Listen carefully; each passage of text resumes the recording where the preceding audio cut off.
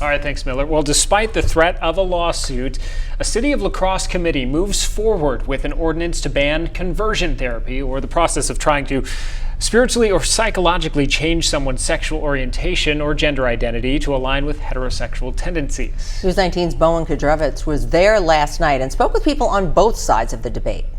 The ordinance to ban conversion therapy in La Crosse stirred up City Hall with many different opinions. Some who spoke to the council in favor of the ban claimed to have been negatively affected from their own conversion therapy experience. It shattered my self-worth and my sense of self-confidence and my ability to trust myself and trust my intuitions. Some referring it as a form of abuse. We're talking about using brutal forms, electroshock, giving them drugs that make them nauseous if they become aroused at the sight of another person of the same sex.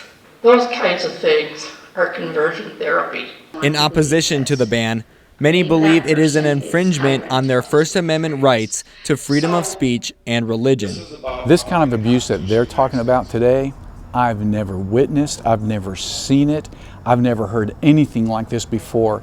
Anyone would be against physical abusing someone, but to control conversation, that's where the line is drawn here.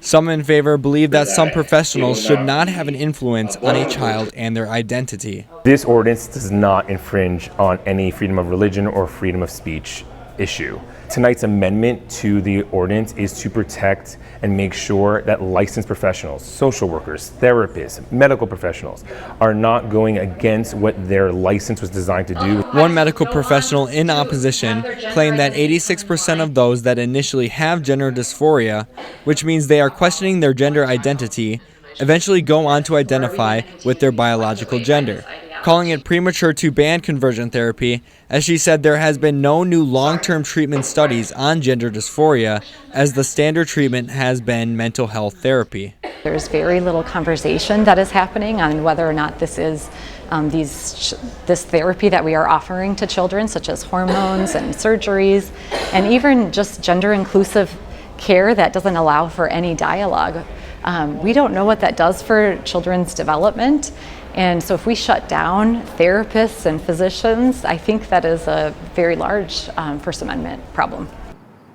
Now, the Wisconsin Institute for Law and Liberty sent the city a second letter this week threatening to sue again if that ordinance is reinstated. And the J&A committee did recommend it for adoption, but it'll go next before the Common Council on September 8th.